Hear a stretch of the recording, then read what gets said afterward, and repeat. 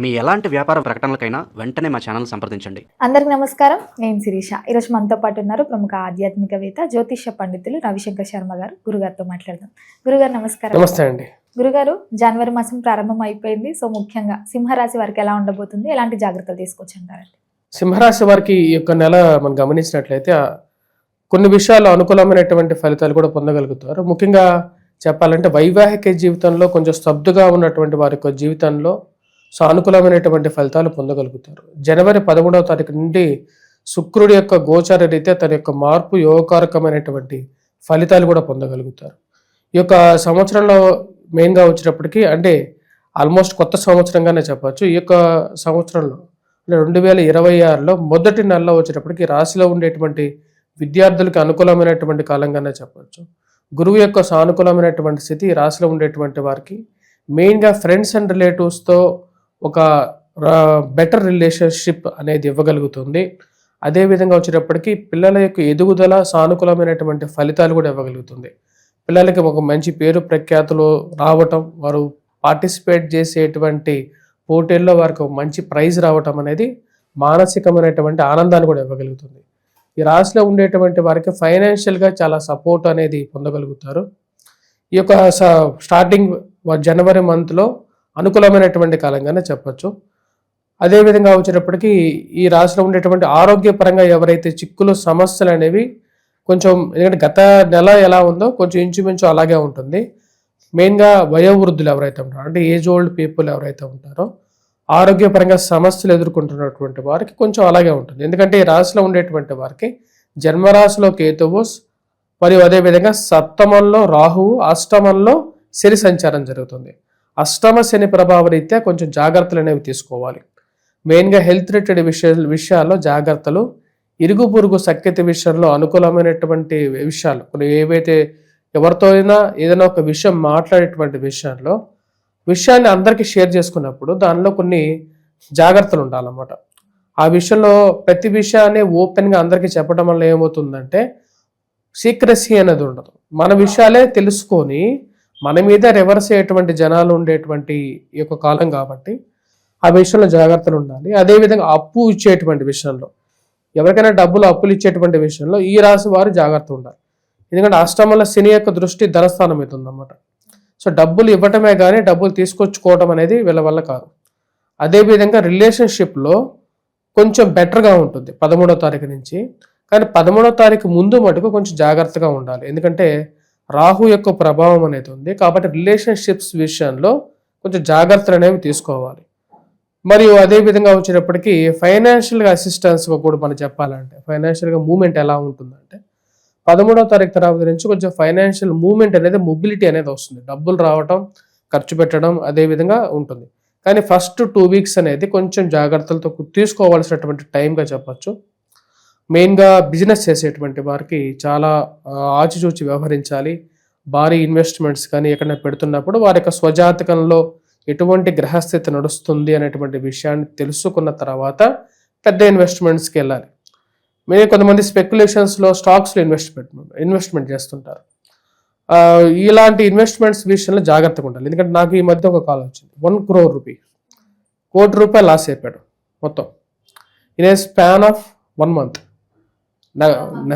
నెల లోపల ₹1 అప్ అయిపోయింది, ఉన్న సేవింగ్స్ అయిపోయాయి, మొత్తం ఆల్మోస్ట్ ఇంకా కేమ్ టు రోడ్ అనమాట. అటువంటి పరిస్థితి ఎందుకు ఏర్పడుతుంటుందంటే మనం కొన్ని నిర్ణయాలు తీసుకునేటప్పుడు ఎప్పుడైనా సరే ఇది అయిపోయిన తర్వాత నన్ను కాంటాక్ట్ అయ్యారు.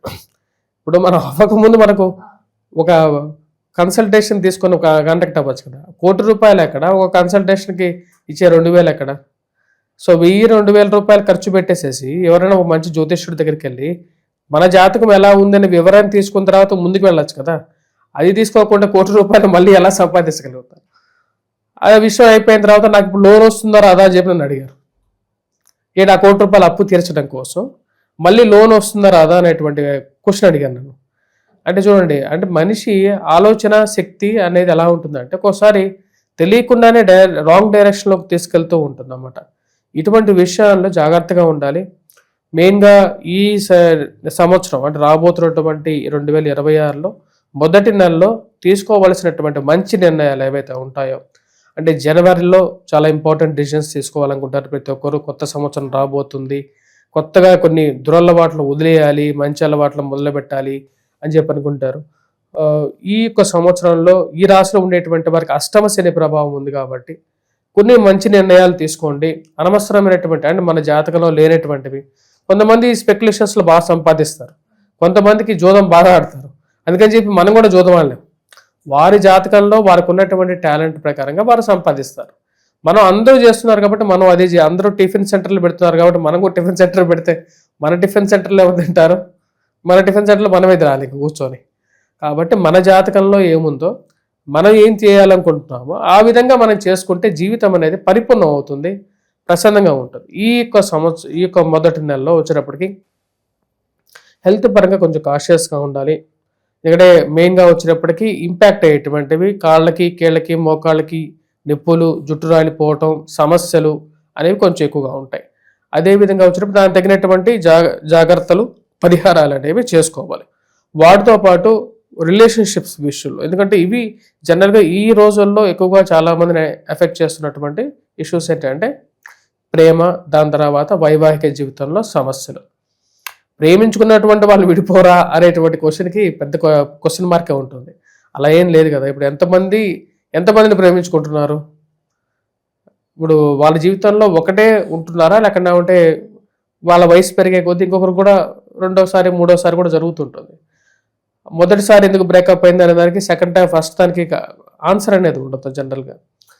సో ఈ రిలేషన్షిప్స్ని ముందుకు ప్రొసీడ్ అయ్యేటప్పుడు కూడా 1-2 సార్లు ఎలా ఉంది, ఎలా వెళ్ళాలి, మన జీవితం ఏంటి అనేది కూడా 1-2 సార్లు ఆలోచించుకొని సరైనటువంటి సమయాల్లో వివాహం చేసుకోవటం, సరైనటువంటి ముహూర్తానికి వివాహం చేసుకోవటం, ఇవన్నీ మంచి ఫలితాలు ఇవ్వగలుగుతాయి. ఈ యొక్క నెలలో ముఖ్యంగా వచ్చేటప్పటికి రియల్టర్స్ కూడా వచ్చేటప్పటికి కొంచెం టఫ్గా ఉంటుంది.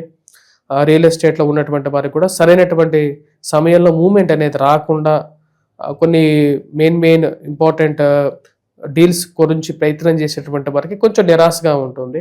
కానీ 13వ తారీఖు నుంచి కొంచెం మొబిలిటీ అనేది కనపడుతుంది. 13వ తారీఖు నుంచి కొంచెం అనుకూలమైనటువంటి ఫలితాలు కూడా పొందగలుగుతారు. సంతాన ప్రాప్తి గురించి ప్రయత్నం చేస్తున్నటువంటి వారికి కొంచెం అనుకూలత అనేది ఉంటుంది ఈ యొక్క నెల.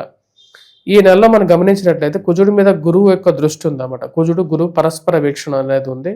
రవి యొక్క వీక్షణ కూడా గురువు మీద ఉందన్నమాట. దీని ప్రభావం వల్ల ఫ్రెండ్స్ అందరికీ అన్నీ చెప్పచ్చు, కానీ ఫ్రెండ్స్కి కొన్ని సీక్రెట్స్ చెప్పకూడదు. ఆ గోప్యత అనేది పాటించటం అనేది చాలా చాలా ముఖ్యంగా కూడా చెప్పచ్చు. అంటే ఫ్రెండ్స్కి ఏదైనా చెప్తే వీళ్ళకే రివర్స్ అయ్యే ఛాన్స్ అలా కూడా అవుతుంది. అలాగే మన జీవితంలో ఎప్పుడైనా సరే తెరిచిన పుస్తకంగా అన్నీ ఉన్నట్టుంది అనుకోండి. తెరిచిన పుస్తకంగా మన జీవితం ఉంటే అందరూ అన్ని పేజీలు చదివేస్తూ ఉంటారు. చదివేసిన తర్వాత మళ్ళీ క్వశ్చన్ అడుగుతారు. సో కాబట్టి ఎంతవరకు ఏది చెప్పాలి, ఎంతవరకు ఏది చెప్పకూడదు అనేటువంటి ఒక కట్ ఆఫ్ అనేది ఉండాలి జీవితంలో. గురుగారు, ముఖ్యంగా ఈ జనవరి మాసం అంటేనే ఫస్ట్ వచ్చే ఫెస్టివల్ సంక్రాంతి. సో ముఖ్యంగా రైతులు చేసుకుంటారు కదా, మరి రైతులకు ఎలా ఉంటుందంటారు ఈ మాసం నుంచి? రైతులకి మెయిన్గా వచ్చేటప్పటికి అనుకూలంగానే ఉంటుంది. కష్టం చేసేటువంటి వారికి అనుకూలత అనేది ఉంటుంది. గిట్టుబాటు ధర అనేది కూడా ఫస్ట్ వీక్ కాకుండా 13వ తారీఖు నుంచి అనుకూలంగా ఉంటుంది. అంటే సంక్రాంతి పీరియడ్ అన్నమాట. 13, 14, 15 సంక్రాంతి పీరియడ్ నుంచి వీరికి జీవితంలో కొంచెం ప్రశాంతత అనేది రాగలుగుతుంది. విద్యార్థులకు కూడా ఈ యొక్క రాబోతున్నటువంటి సంవత్సరంలో మొదటి నెలలో జనవరిలో అనుకూలంగా ఉంటుంది. గురువు యొక్క సానుకూలత అనేది బాగా కలిసి వచ్చే విధంగా కూడా ఉంటుంది. గురుగారు, మరి ఓవరాల్గా చూసుకుంటే ఈ మాసం అంతా వీళ్ళకి ఇంకా అనుకూలంగా ఉండాలంటే ఏ దైవాన్ని పూజించమంటారు, ఎలాంటి పరిహారాలు చేసుకోవచ్చు అంటారు? తప్పకుండా ఈ యొక్క నెలలో వచ్చేటప్పటికి ఈ రాశిలో ఉండేటువంటి వారు ముఖ్యంగా పూజించాల్సినటువంటిది దుర్గాదేవిని పూజించాలి, అమ్మవారిని. ఆరోగ్యపరంగా సమస్యలు ఉన్నటువంటి వారు అష్టమ శని ప్రభావరైతే వెంకటేశ్వర స్వామిని పూజించవచ్చు. అదేవిధంగా శని భగవానుడు ముందు శనివారం పూట శనిహోర సమయంలో నువ్వుల నూనెతో దీపాన్ని వెలిగించండి. ఇది ఆరోగ్యపరంగానూ అనుకూలంగా కూడా ఉంటుంది. ఎవరైనా సరే ఆ గుడి దగ్గర ఉండేటువంటి బిచ్చవారికి ఎవరికైనా సరే డబ్బులు ఇవ్వకుండా వారికి కడుపు నిండా భోజనం పెట్టండి. తెలిసినటువంటి వారికైనా సరే అన్నదానం అనేది చాలా ప్రశాంతత ఇవ్వగలుగుతుంది మీకు. గురుగారు, మొత్తం మీద జనవరి మాసంలో సింహరాశి వారికి ఎలా ఉండబోతుందో తెలియజేసినందుకు ధన్యవాదాలు.